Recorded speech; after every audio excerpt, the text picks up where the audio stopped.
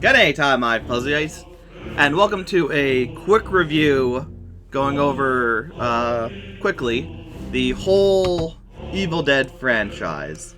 For a more in-depth look, so the only thing's not going to be in this quick evaluation is the Evil Dead game for the Commodore 64. I wasn't feeling it. I couldn't spend $400 on it to get it, and I don't like emulation. So that won't be in it. And side things I didn't do. I have watched before the Evil Dead musical. I couldn't find in time a official DVD of it to get like how the people who wrote it really wanted it to look on stage. So I just decided not to do that. You can look it up on YouTube. There's a lot of people, or at least before when I looked into it, there was a lot of people looking into it and whatnot. It is a good show. It is excellent music. I know I have the music on my phone to listen to at work and whatnot. It's really well done. And there's also a Within the Woods short story that I also didn't get to, which is the, I guess, proof of concept for the Evil Dead franchise. Sam Raimi directed it. So that's and also there was the mobile games I missed, and the comics as well. So in total, there's no Evil Dead Commodore 64 game that I didn't play. I didn't watch, but I'll talk about the Evil Dead musical. I didn't watch the Into the Woods short film.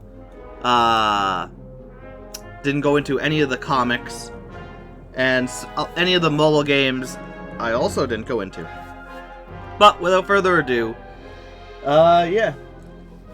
Again, I've done a quick review on every individual piece of the franchise, so we're just going to take a quick look at everything, talk about it, and whatnot. But again, movie, TV show-wise, there is a hefty bulk of stuff to watch. And a lot of it is really good, and most of it is really good. I enjoyed it quite a lot.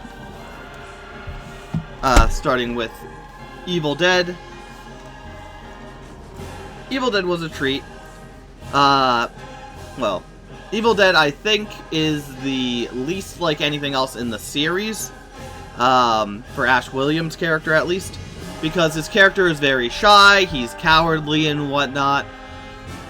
He just, if you know Ash from Army of Darkness or Ash vs. Evil Dead, how he's usually portrayed, this is, yeah, he's not like that in this. He's very much a coward, he doesn't talk much, he doesn't have much emphasis, he loves Linda. There wasn't much to his character. But, in retrospect, looking through how he turned from Evil Dead 2 to become a little more outgoing and whatnot, and even Army of Darkness, where he went full on to how he usually is in Ash, I can see this being the transformation, because he's shy and whatnot. The cabin turns him insane, and then he becomes the Ash we know and love. Overall, pretty good movie and whatnot. Like I said, I went into it more in detail. But yeah, one thing I will say is it's always creative watching these movies and whatnot. It's very good. But starting off with his character just being not really, what would the term be? It's yeah, he's very much not a bland character in the first one.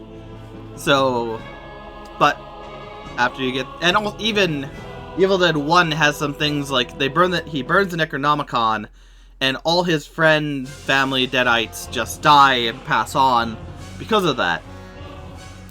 Which leads into 2, which in the opening, it shows that, his friends, her friends are gone, his girlfriend is still there, but beheaded and buried. Like he does in 1? I think he does in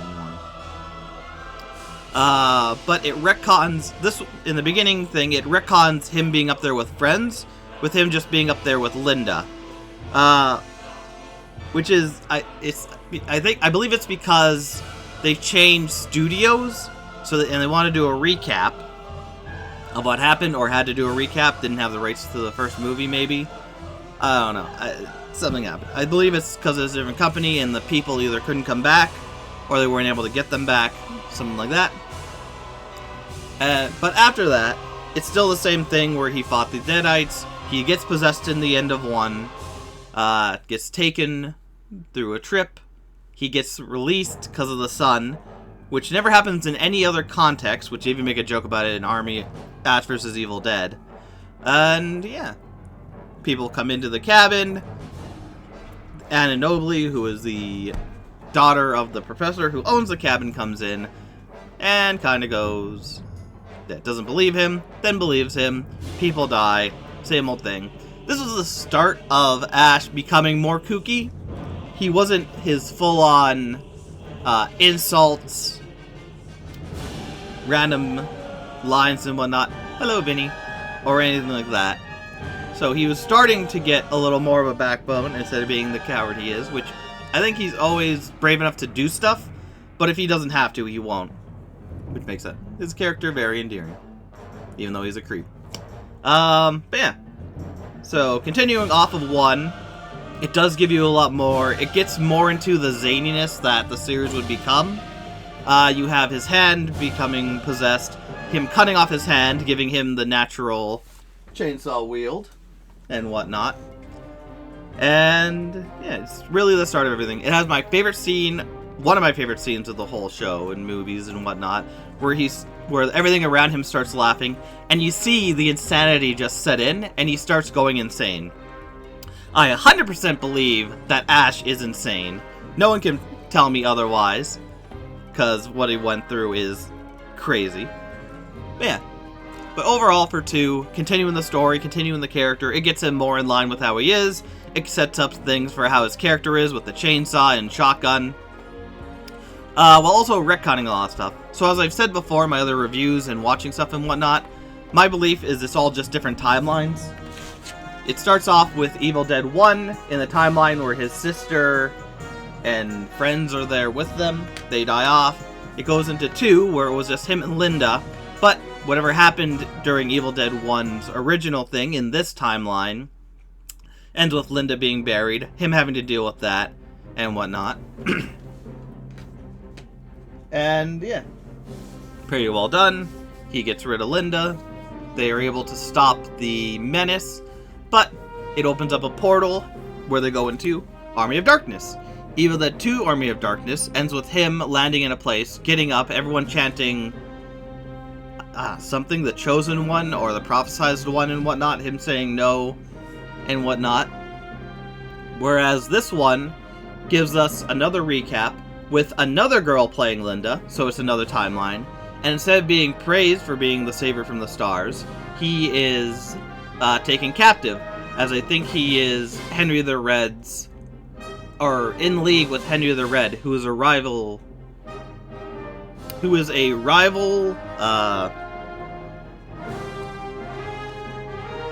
king, I think? King or someone who, I think it's king. I think they say he's another king. By the way, how tall are you? No idea, I don't measure myself. I'm 5'something", 5'11" or whatever. Anyways, but yeah, so it's one kingdom going after another. They think that Ash is part of any of the Red's legion and whatnot. Take him in. Though one guy, the wizard-esque person, thinks him, yeah, dumb footsteps or something. Yeah, yeah, thinks it's him. They don't believe him. Ash gets thrown into the pit after a grueling fight against a Deadite. Gets the chainsaw, kills him, gets up, and is believed. Goes on an adventure to get the Necronomicon. Messes it up. Deadites are released on the land, as well as an evil Ash that came out of him. Watch the movie, it's fantastic. I recommend everything to be watched from the series. In the end, he destroys them. He gets a thing to send him back to his current time, though he messes it up and Deadites are now in current time, which he destroys one, gets told stuff's going down, and that's where it ends. And yeah, I think it continues in a comic book, I've been told. Again, I didn't read the comic books because that's a whole different can of worms to collect them all and whatnot. But this, like I said, in talking about 2, this one really does go into him being his goofy, insulting, over-the-top self with a little bit of creep factor. And this is where you really realize in the series that they really like using nudity out of nowhere. Because I think in 1 and 2, that's it. In 1, you saw them changing, and you just see some frontal stuff from the one girl. And in 2, either I think it's a magazine you get a look at and whatnot. In 3, you get, when the one girl from the castle is captured, you see slave women being taken in front by one of the guards, and they're all topless. Which, I never remembered that from Evil Dead. That there was any nudity at all. Does it even say that? So, if you're... It's 14 plus... What? 14? Yeah, you're rated R for obvious reasons.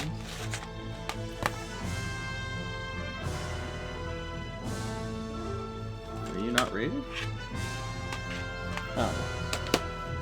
But that's one thing with the series that really caught me off guard is they are very creative in a lot of what they do, but they also have just random nudity, just, yep, here's a topless woman here.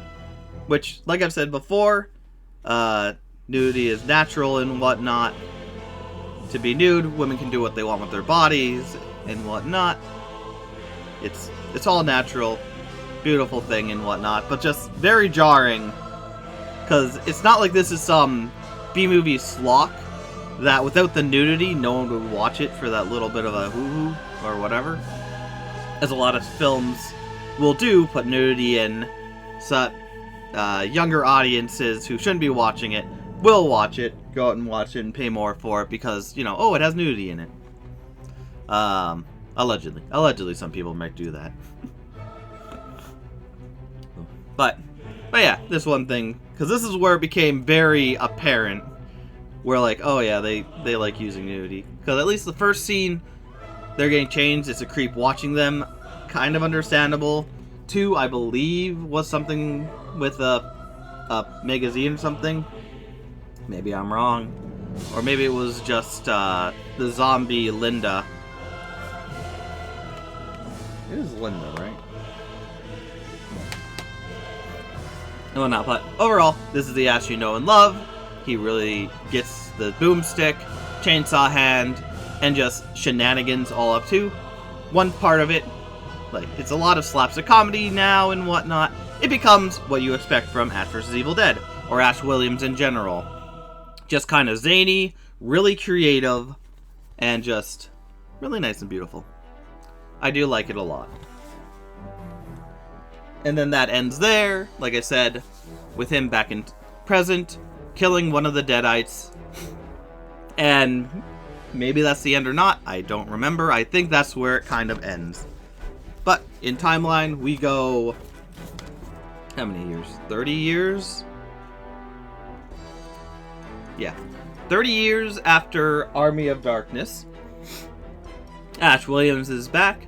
After getting high, he released it in a TV show. A 3-season TV show that should have gotten 4. Where it's the same Ash you know and love, just a lot older and a lot more creepy. Saying some things that would definitely get him canceled. But yeah. That part I don't like about him. I like him being like the dumb jock who has to do what he wants. Not because it's the right thing to do, but, well, it is the right thing to do. Not because it's his duty to do it, just because he knows he'll get in shit. And the world won't be saved if he doesn't do anything. So it's kind of, he has to do something, because that's the only way to go through something. Which is very good. I like him for that. Like I said, like I've said before in the other videos, I like him.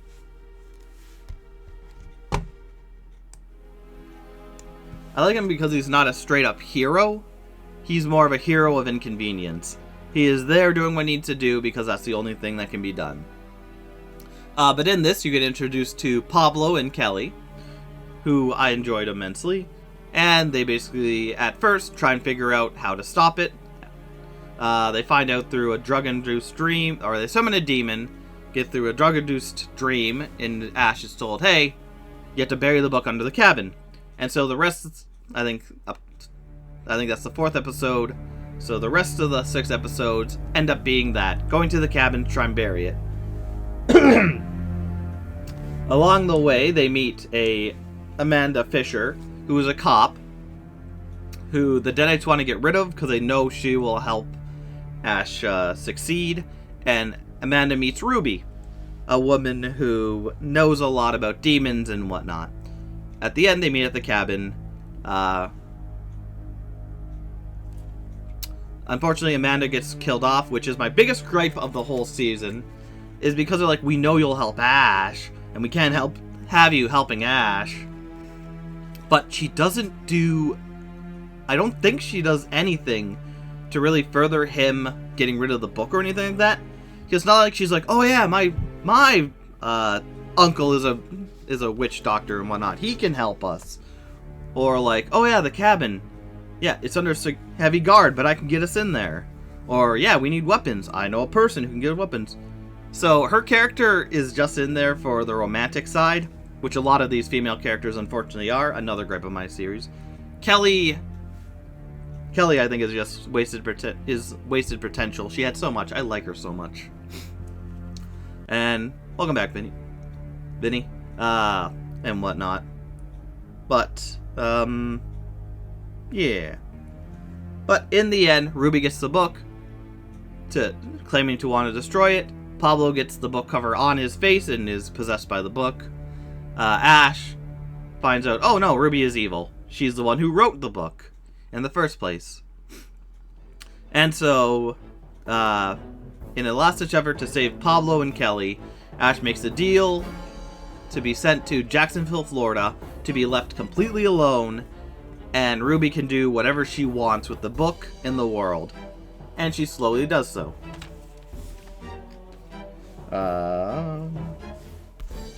And then we get to Ash vs. Evil Dead Season 2.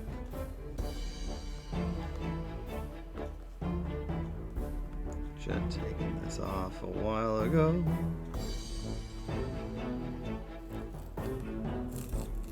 Yeah, it just rips is the problem. Ash vs. Evil Dead Season 2.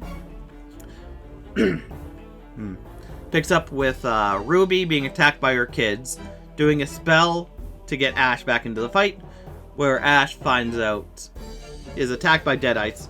The truce is off. He goes off to find and kill Ruby finally.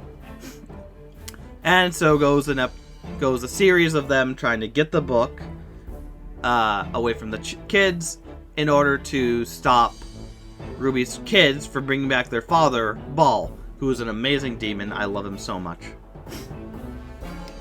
And so the first part of it is them getting the book back, trying not to let Ball lead. Pablo finds out he is still partially possessed by the Necronomicon and is turning into the new Necronomicon after he throws the book into a portal into hell, which then the book comes back into the world, which I have a theory that there always must be a Necronomicon in any plane of existence. That's why it comes back, trying to get through Pablo, but once that fails, it manifests itself somewhere else. Maybe taking some other poor soul. Yeah, so the first part of it's getting the book back. They discard it. Ball then joins the fight because the book was sent to the underworld. He was able to come through, I guess. I don't know if it's actually really explained. And so Ball tries to get Ash, to convince him he's crazy and get him under his control, break his mind, because Ball works with manipulation in order to kill Pablo and open something, end something, and whatnot. Ash does a psych, I'm not on your side at all. You didn't convert me.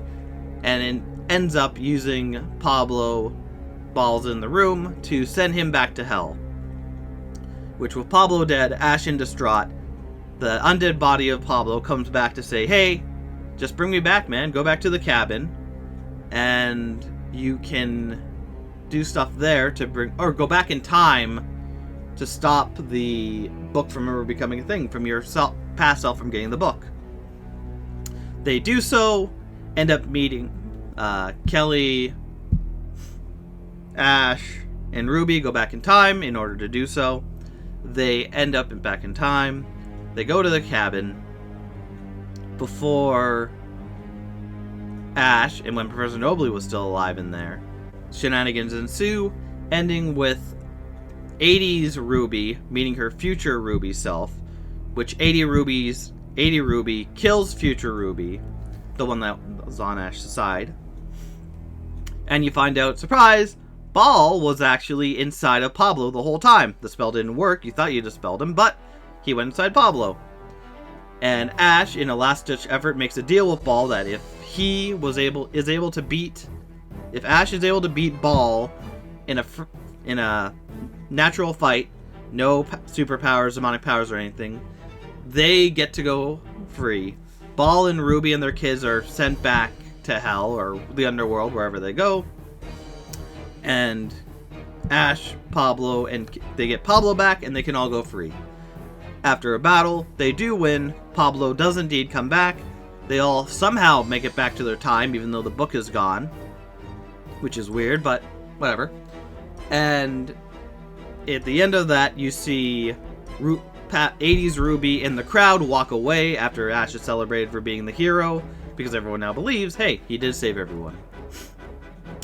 And it ends with some girl finding a new Necronomicon that is around the cabin, which is why I predict that the Necronomicon must always be on a world. There must always be a Necronomicon somewhere in the world, and it also always speaks to the people who touch it to release the demons. Whether or not they know they shouldn't, it always convinces them and coerces them into it, which you see time and time again in many iterations, that people who know the book shouldn't be read or done anything with don't. And even in Evil Dead Rise, which we'll talk later, when the character Danny finally is like, oh crap, you know what? This isn't a good idea, I'm going to try and stop it. He is unable to stop it as the Deadites or the Kandarian demons, Deadites take control and continue. So it's my belief that there always must be a Necronomicon in the world, and that it, sooner or later, it will convince someone to open it, read it, and release the Deadites. And there's always one hero, prophesized one, who will always be able to stop the darkness. In this timeline, it is Ash. And so, what else?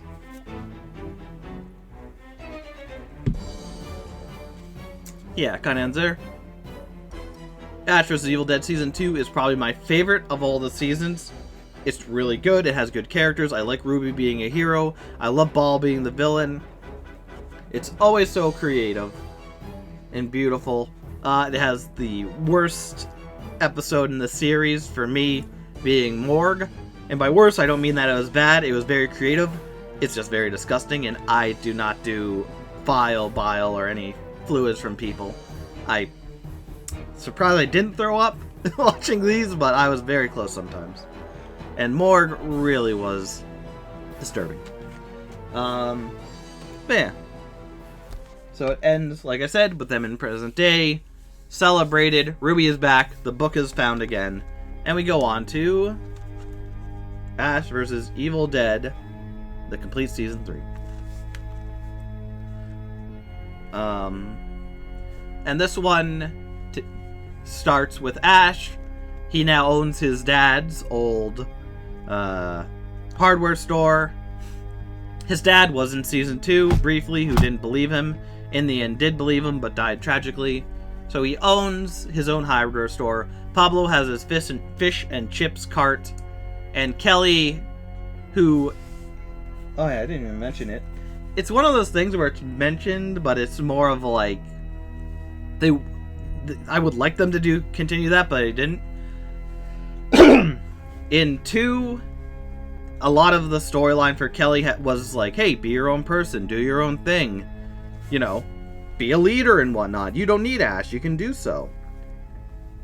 Excuse me, which I like. I think she could be a good leader. But in 3, she leaves Ash and whatnot, Ash and Pablo, and she's working at the bar for some reason,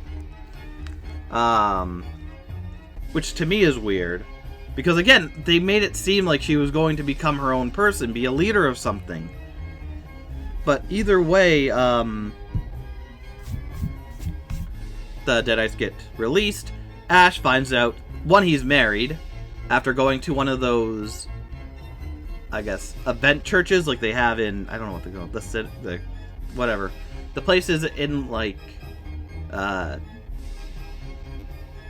Vegas, where apparently you can get married and it's all real, it's legit, it's just a quick marriage thing. He got married, he now has a kid, which also has the implication like, oh yeah, so she's not born out of marriage, that's good. The only problem with that is that everything Ash has been doing since then, all those many years ago, at least 16 years ago. 16 to 18? Yeah, she's young. But they go and save his daughter, who his mother, or her mother, the daughter's mother, and friend are dead, leaving Ash fully responsible for his daughter. And this series, which to me is kind of the weakest, I get the premise and whatnot, but it's fine, has 80s Ruby trying to create Ruby,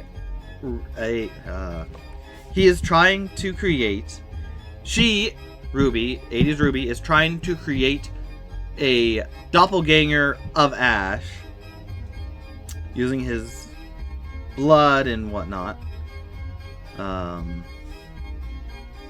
And trying to use it to make a replica of him in order for her, Ruby, to convince Ash's daughter, Brandy, that her dad is a psychotic killer, in order for Brandy to kill him, in order for then the evil doppelganger Ash that Ruby creates will become the next chosen one and take over.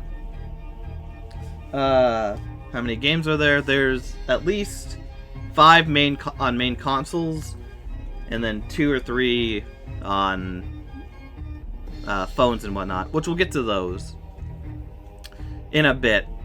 But yeah, so her her plan is kind of convoluted. I kind of get it. There always has to be a savior.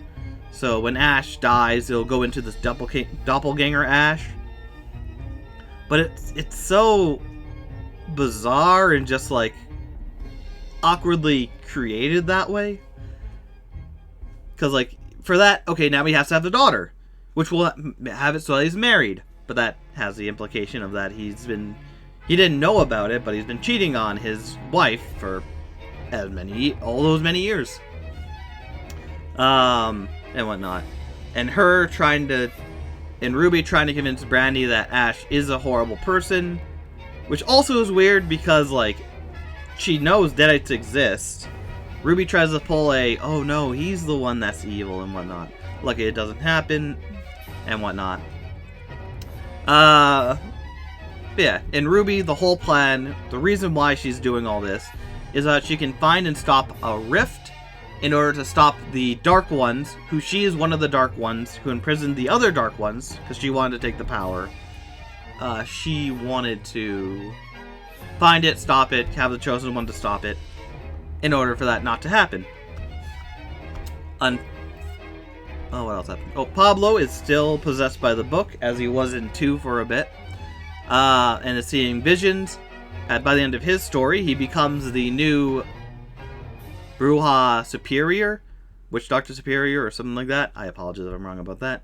But he's basically a super powerful witch, wizard, whatever it is, in order to help. Kelly tries her best, tries to be the leader and whatnot, fails, dies, comes back, but again, I thought they were doing more with her, but I guess not. you are introduced to the Knights of Samaria, who are a faction of people who are trying to stop the Dark Ones as well. They've been trained in that way. They've been trained to fight the Deadites, and they all die immediately fighting the Deadites. So, training out the window. Which I thought, if they were going to do anything, hey, make it so that Kelly is starting to become leader of the Sumerians. So as the story goes on, they die, and then Kelly takes up the mantle as the main Sumerian. That could have been interesting, but they didn't go through with that. They kind of just have her keep saying, too, like, oh, I need to be a leader, I need to be the best, be my own person. And she does. I think she could be. I love Kelly. She's every actor in here is good, and Kelly gets the short end of the stick so much in these. She was just not used to her full potential, which I don't like. But anyways, in the end, they find the rift. Pablo is able to open it and whatnot. But unfortunately, the Dark Ones do indeed cross over.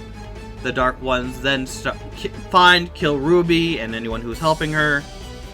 They get the book, they get the lost pages, they put them together, and now a huge demon is released onto the world that's going to destroy the world. Ash has to try and stop it. And in the midst, after he gets Brandy, Pablo, and Kelly into a military vehicle to be rushed away, he goes and fights one of the Deadites. Kinda succeeds, but gets knocked out, and ends up in the future, in a Mad Max world, with an android girl, and him about to go out, and that's where the season ends. I hate how it ends there. It ends on a really good cliffhanger. And like a huge cliffhanger too, where the other ones had been like, oh well, Ruby's still out in the world, and we're in, because the first season, like, if you look at it, every movie and TV show and whatnot has had a cliffhanger ending to make you want to continue. From Evil Dead 1, where you see Ash being, like, the camera, which is representative of the demons, goes into Ash and attacks him screams, it ends there, so what happened to Ash? In here it picks up on that, but after this, he's sent back in time to Castle Kandar, with knights saying that he's the chosen one and whatnot. Like, okay, that's interesting. I'd like to see what goes on. In Army of Darkness, he is able to beat, which also changes the timeline to where he's captured instead of praised. He goes and in the end, he's back to his time. He is told bad stuff is coming. He kills the one Deadite, kisses a girl, and that's where it kind of ends. This one kind of has a more concrete ending where, oh yeah, he beat the Deadite, so that's it for it. So, all's well that ends well, I guess. A fine thing. Yeah. Season 1 ends with him in Jacksonville, Florida, kind of just vibing and whatnot as Ruby takes over the world, which is a major cliffhanger in its own right and wanted to see on. Season 2 had a more relaxed cliffhanger, with some random girl finding the Necronomicon, which isn't good. But also Ruby, the 80s Ruby being back. But like, okay, it's fine. I wouldn't die if I didn't know what happened in there. But this one, in 3, you're taken to the future. The world is completely destroyed. It's just Ash, his car, which has been tricked out all to hell to make it look fantastic, and and some android girl. It's the worst cliffhanger they have done in the whole series. But overall, this is the end of the Ash Williams canonical timeline. There might be comics that do talk about it more and continue it. The games themselves, besides Evil Dead, which that itself is more of a celebration of the franchise over being a expansion to the franchise, is the only one that really does canonically go with the rest of the story and the TV shows and whatnot. All the other games are more what-if scenarios and whatnot.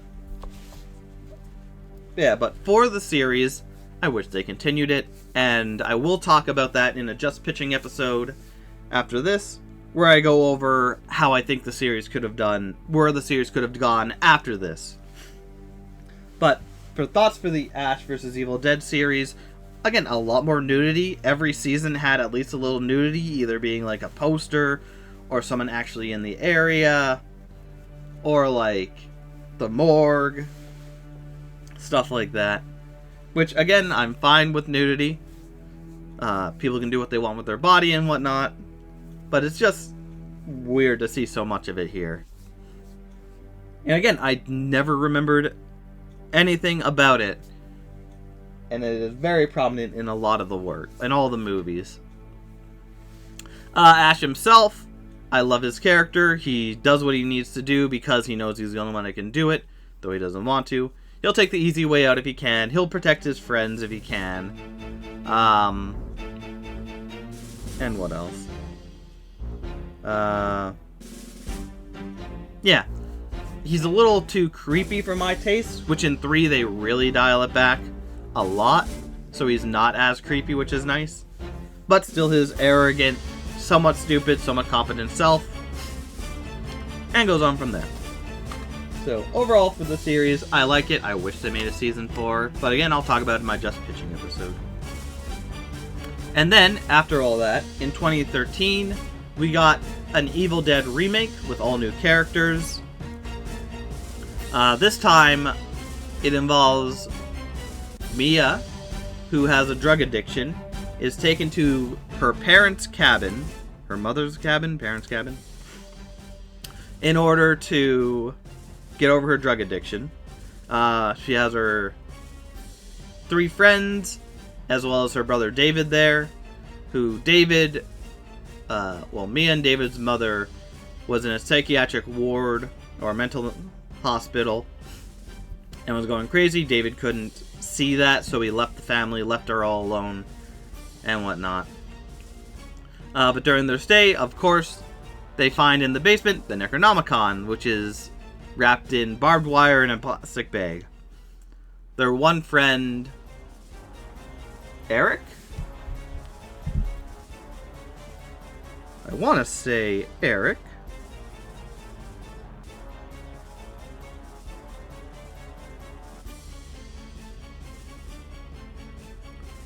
Let me just reconfirm this.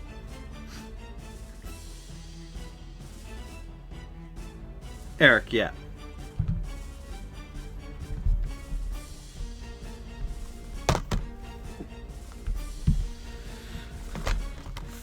Their friend Eric is, of course, compelled by the Necronomicon to unleash it. Creatively gory stuff happens, and like I said before, the whole series is very creative.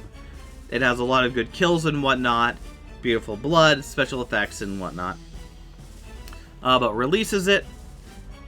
David and Eric fight their friends who get possessed. Mia is possessed first. Stuff happens and whatnot.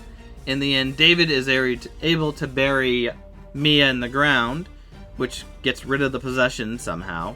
He changes her into a red outfit for some reason. I don't think it ever said that.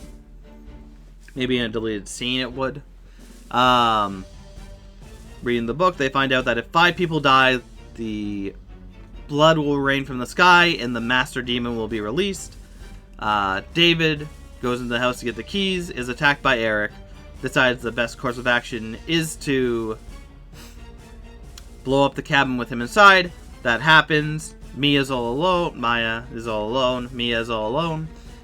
And then starts raining blood. The end demon emerges.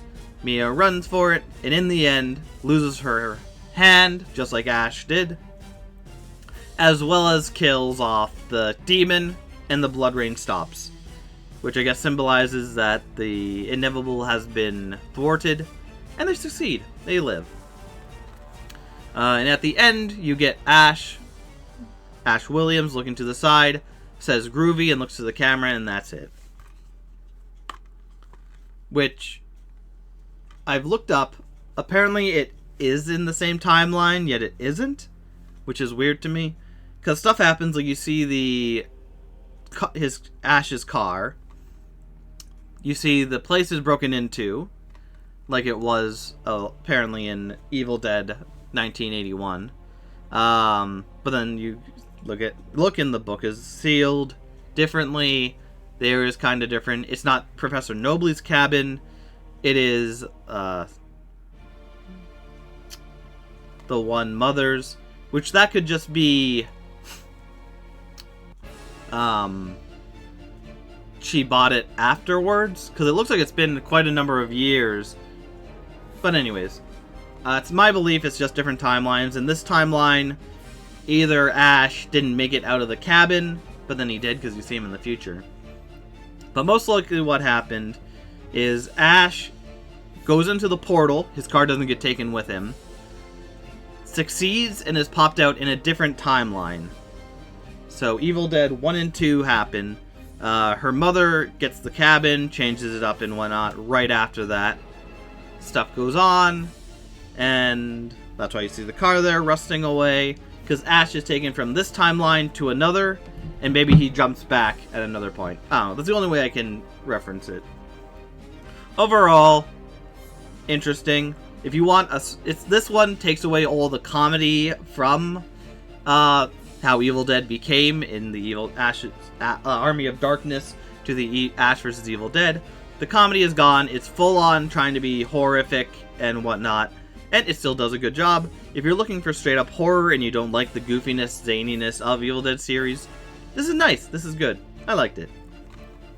It was a fine reimagining of the film for a newer audience.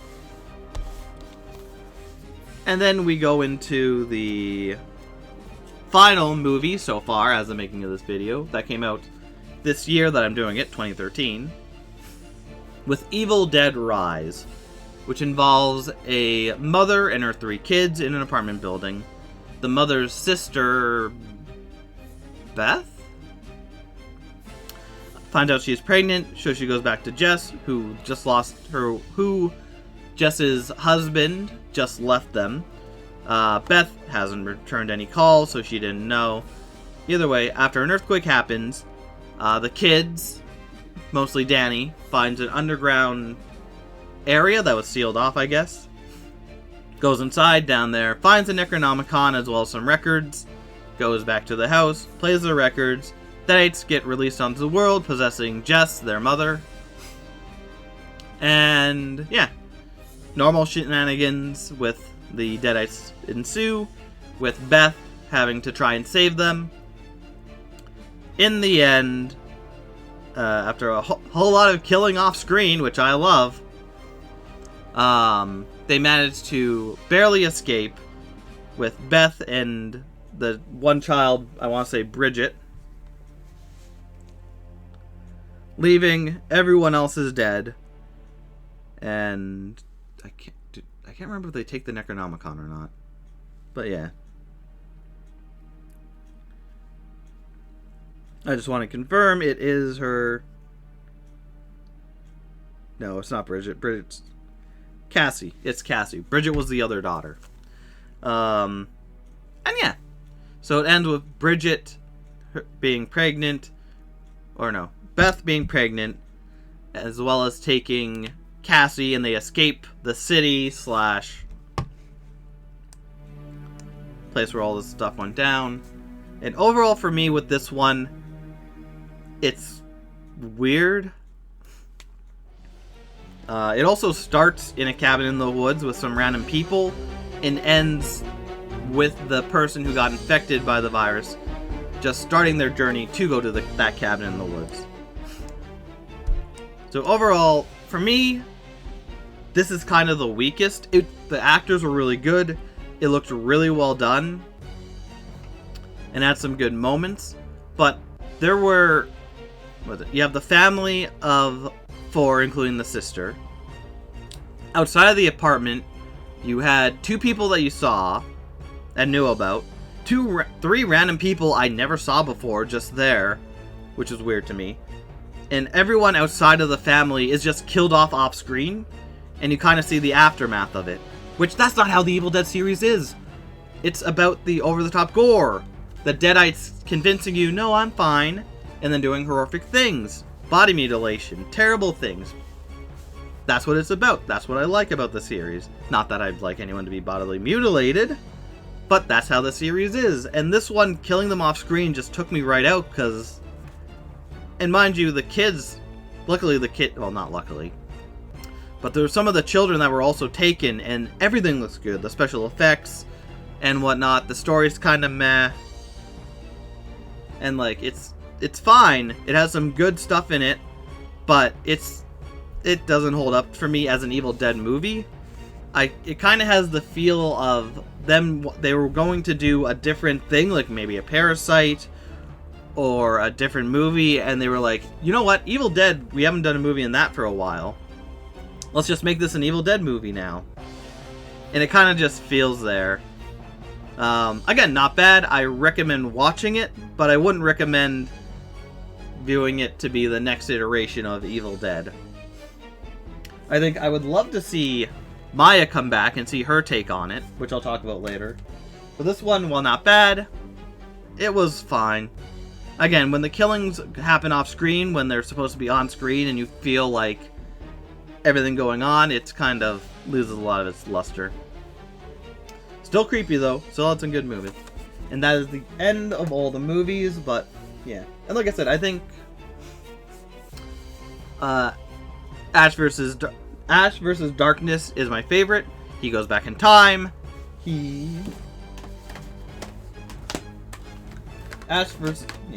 Army of Darkness is my favorite movie. He goes back in time. There's a lot of slapstick. There's a lot of comedy.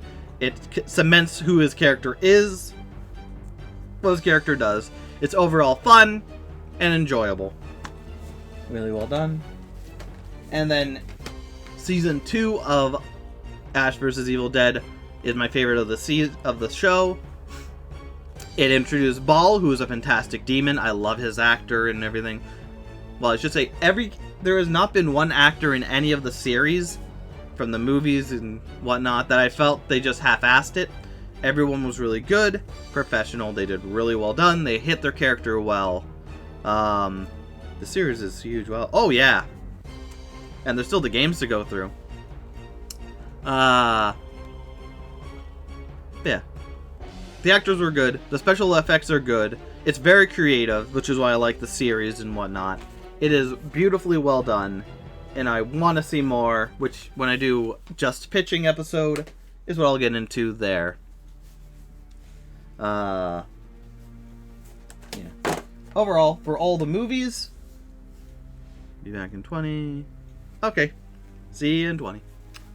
Overall, like I've said before, if you want to see a more in-depth talk about characters and whatnot, go watch my Just Edge, a quick review on all the other movies and shows and whatnot that I've done.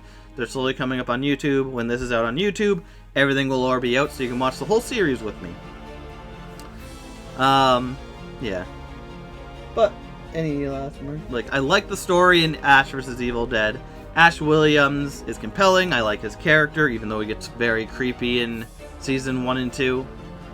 And overall, I think they did a good job telling a good story, being very creative with the kills and monsters and things that came after them, and the actors did wonderfully.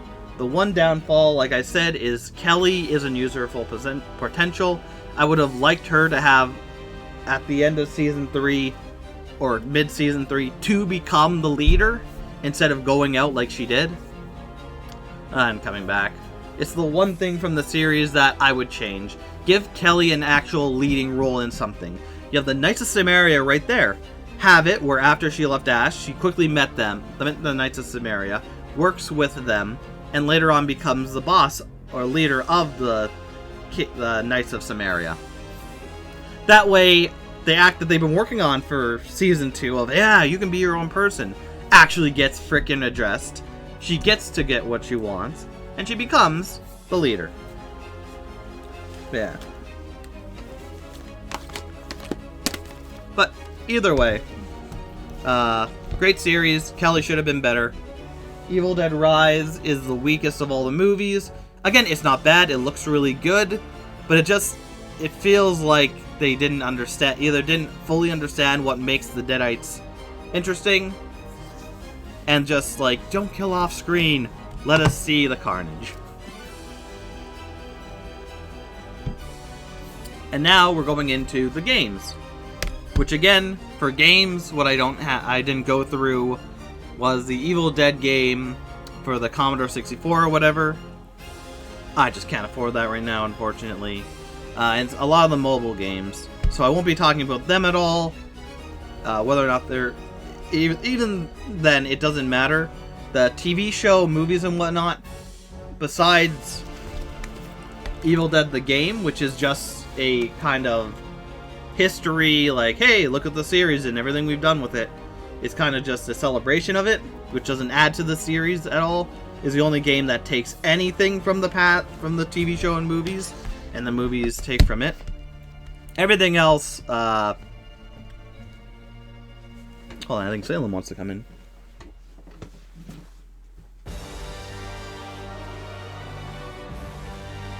Hi, Salem.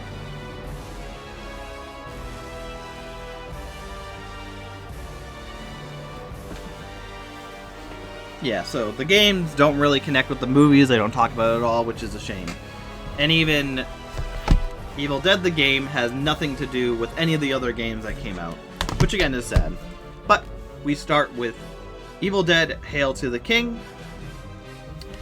which takes place, what did they say, 12 years?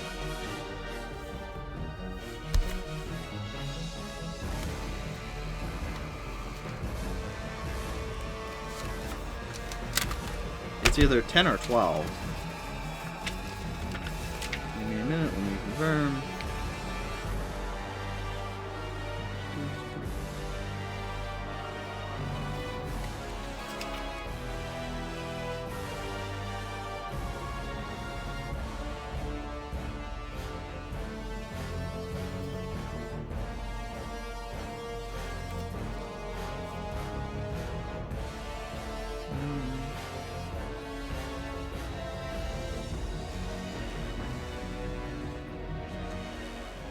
Looking.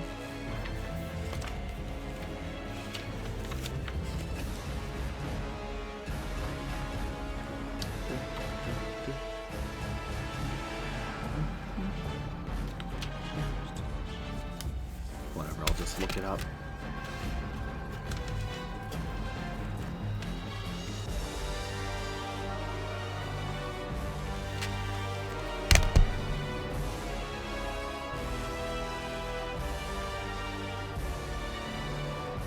When does Evil Dead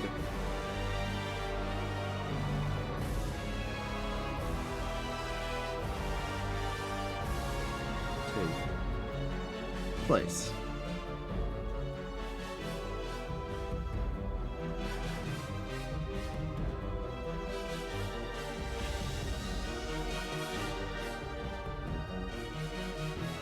No, it doesn't.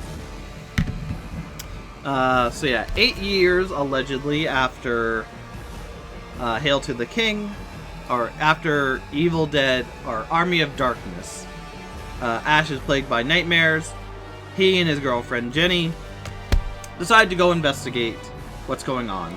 In doing so, his hand, who is still going around and kicking, releases the Deadites into the world again, and a bad Ash who kidnaps his girlfriend. And so Ash must go around the areas of the cabin to get puzzle pieces in order to get to Evil Ash, get his girlfriend back. In the end, after he gets there, he is sent through time. His girlfriend and Evil Ash go through a portal through time back to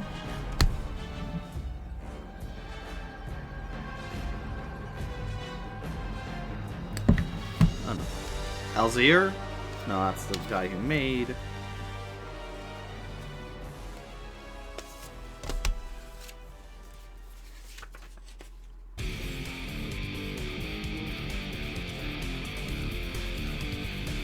Damascus?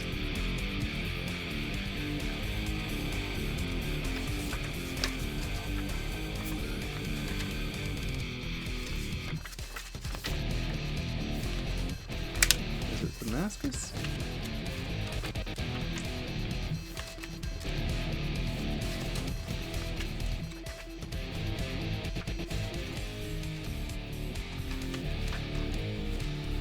Sorry about this.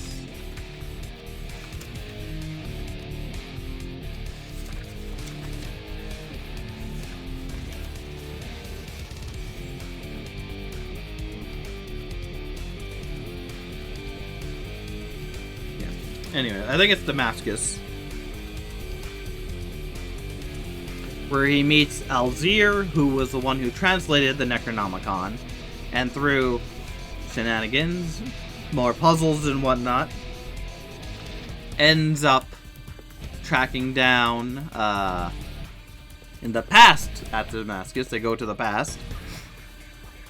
After shenanigans, they end up tracking down Evil Ash, who turns into a big creepy monster. Really good special effects. Well, I guess graphics. Good enough graphics. He saves his girlfriend, and they supposedly go back to their present time, where they find a book has been written. A book has been written about the Necronomicon, and so that's startling. Overall, I'd go a lot more into the game aspect of it in my quick review of the game, but just from a story potential of the game, I liked it. It was interesting. I wish they would make an animated movie of this.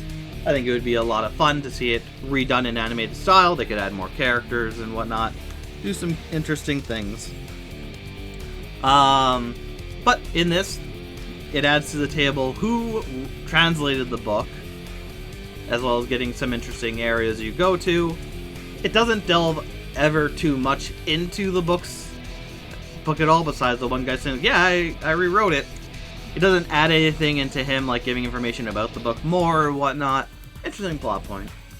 Which is why I think doing an animated movie or show would be fun. Or I guess it would be a movie. There's not enough to remake this as a show. But it's really well done and whatnot. The gameplay is not good at all. I would not recommend playing it unless you like very tough things that are unfair, but still beatable. But overall, for Hail to the King, great story. It fits in with Ash and what he goes through. It continues, I guess, 3 years after Army of Darkness and whatnot. And it's a good continuation of the story, which is completely dropped from the TV show and whatnot, which kind of sucks. And then apparently it's only 3 years after that.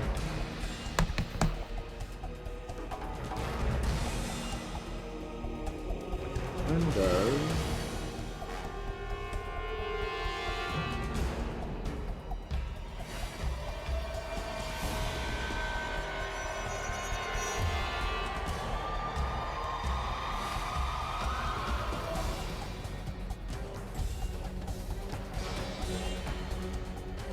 Okay. So it takes place 11 years after Army of Darkness, in 3 years after Jenny was killed by the bus. Let's see. And that would be, if it was 8 years from Hail. So yeah, Jenny was basically killed right away, I guess. Continues in the same world where the person who wrote the Necronomicon is on a talk show, and through contrived means, accidentally releases the dice into the world. Ash goes to try and find him, finds out, hey, you need a summoning stone in order to stop all this. Gets it, and surprise, Eldridge, who is the writer of the book, is not on your side. He goes back to the colonial era in order to do something. You go through the era, get to him, save your ancestor, and you end up chasing Eldridge into the Civil Era, where you need to get the what are they called? The Unions and the Confederates together to storm a fort that is taken over by Deadites in order to stop them and stop Eldridge. You do so, getting taken back to present time, where you find out, oh, no, everything's gone to hell, the Deadites are ruling the world, because you forgot the Summoning Stone. And after more puzzles and shenanigans, you get to find out the big bad is Trish, who you kill her and are sent once again back in time to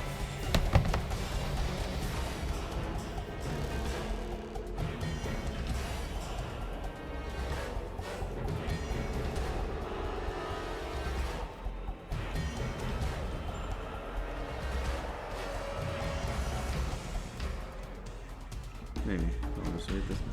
You're sent back in time to, I think, China?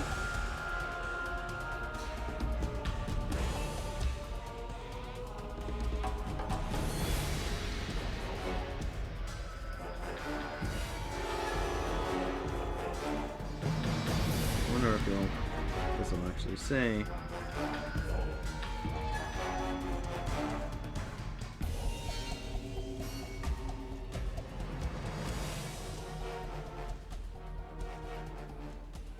Oh, I think it's old China with an emperor and whatnot. I may be wrong. I apologize if I'm wrong.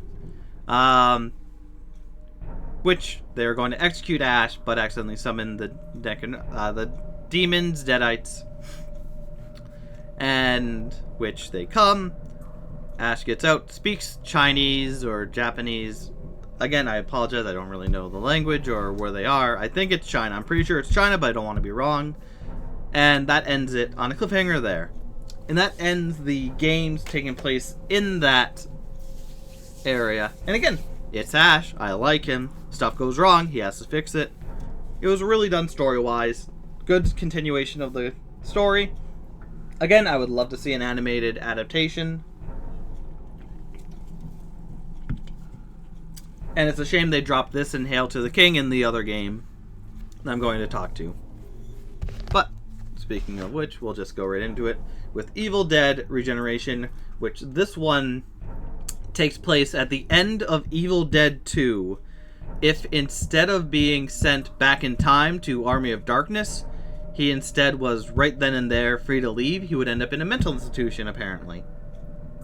With a evil German scientist, because of course, gets the Necronomicon, releases the Deadites. Ash, trying to find him and stop it, meets Sam, who is the smaller fella here, and together they go through areas to close down portals to stop the Deadites from coming through and stop the evil doctor's plans. In the end, finding him in the Hellish World Temple, beating him, saving the one girl Ash knew who was his lawyer, who was possessed, killing her, and is sent to somewhere that we're not seeing. And it's... Again, I like the story and whatnot. I don't like how the whole story is just him doing small jokes to Sam.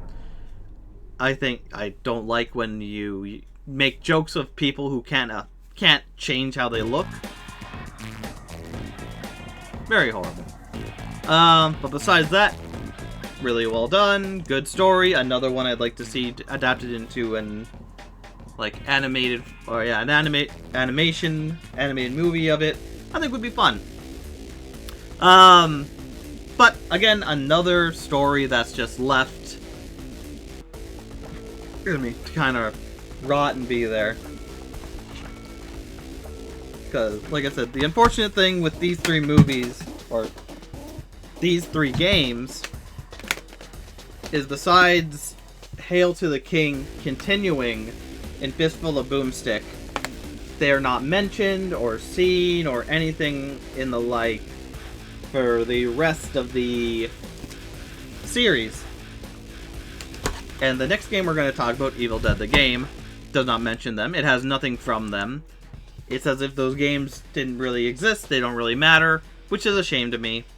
Which brings us to Evil Dead the Game, which is a accumulation of the movies, games, or not the movies, the movies and TV shows up to Evil Dead 2013. Where you pick various different characters from the series, like Evil Dead 1's either Ash, You have Scotty, Cheryl, and someone else. Maybe no one else. Because Linda's not there, and neither is Shelly. Evil Dead 2's, you get to be Evil Dead 2 Ash, Ed, and that's it. Army of Darkness, you have Army of Darkness Ash, you have Lord Arthur, Henry the Red, and who is it? The Blacksmith. In Ash vs. Evil Dead, you have, of course, Ash vs. Evil Dead Ash, Pablo, Kelly, Amanda, Ruby, Brock Williams, Ash's father,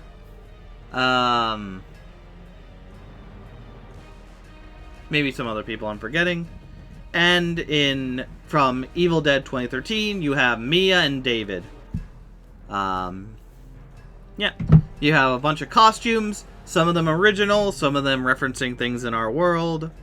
Some of them are references to different outfits they had in the movies and shows. Really nice and whatnot. I liked it. And then you have the opposite side with the demons you can be. Being from Evil Dead 2, you have Henrietta. Army of Darkness, you have the Necromancer, who is the evil Ash from that, as well as the Plague Bearer. Army of Darkness, you have the Puppet, who is the one Vulgar demon that Ash summoned in that, as well as Ball, who again I really like. And this game is basically, the main thing is multiplayer, 4 players versus 1 demon. You go out, collect the maps, after you get the piece of the map, you find the Necronomicon and the dagger. Then you go and defeat the Dark Ones, protect the book, and you win. So, overall good. Not much story there besides trying to stop the Deadites from ruling the world and putting them back into the box. There's a mission mode, which is kind of just either remixes on previous stories that's already been told. So Evil Dead 2, the whole mission there's a mission revolving around Evil Dead 2 where you go get Linda's locket, you get a shovel to dig up, then you dig up her head, and you go into the shed to put in the vice grip and cut it up. Some of them are original, like Kelly going to fight the puppet demon and repeatedly finding him and putting him down. Yeah. But again, it doesn't add much to the series. These characters continue to be how they were in the movies and TV show. Overall, really good. A fun accumulation of all the movies and TV shows, bringing back some good things. The maps in it are from the Evil Dead 1 and 2's cabin area. Ash vs. Evil Dead has a map, and Castle Kandar has a map. And in Evil Dead, or in the cabin map, sometimes it'll rain blood, like from the 2013 movie. So all in all, I don't like that it doesn't take anything from any of the games or whatnot, but it's still fun, it's still fancy free, it's good. Very enjoyable, good to have for friends. I know me and my friends are going to play it every once in a while and have fun with it. And that is it for the whole series. I guess I'll quickly talk about the Evil Dead musical, which I never did prior to this. But basically it takes place during Evil Dead 1 and 2 with musical numbers. They go to the cabin all happy. Cheryl gets infected, or gets Deadeye-defied or whatever. They go to find the bridge. Bridge is destroyed. They sing more. They dance. His hand gets infected. He has to cut it off with get a bandage on it. Stuff like that. Overall, it's really as if Ash was his whole, as he was in Army of Darkness, as you know and love him. Really fun and whatnot. I highly recommend looking it up and watching it. And even just listening to the music is amazing. And I won't go any further than that, as I haven't really gone through that. But overall, for the series, it is a big series. I think it is one of the biggest series for horror out there, spanning 5 movies, 3 seasons of a show, And I only played 4 games, but like I said, there's still Evil Dead for the Commodore 64. There is a mobile game, and whatnot. And this isn't even going into other things where he appears in different media. Because I know there's a reference to him. I know in Dead by Daylight, he is a playable Ash is a playable survivor. In Fortnite, he's playable. You can have him as a skin. Terror Dome has a thing with Ash. I didn't play that one. I should play that one. Terror Dome has a thing with Ash. Oh, that's what I'll do tomorrow. Terror Dome has a thing with Ash where he is a playable character and whatnot. So, but yeah, but nothing else I don't think really has a lot of story that continues off of this stuff. It's more of, here he is, here's a little blip about what he's gone through, and that's all you get. This is why he's in Dead by Daylight. Thunderdome, I think, has end credits where it talks about where he's going and whatnot. Kind of story-ish, maybe. I've never actually played it. I'll have to look into that. And then the comics, there's a lot of comics that I can't afford to go into that. Maybe in the future I'll do a comic rendition of all this, but overall I love the season so much. Way too much nudity, but it is very creative. It is very well done with special effects, and I highly recommend people of age to watch it.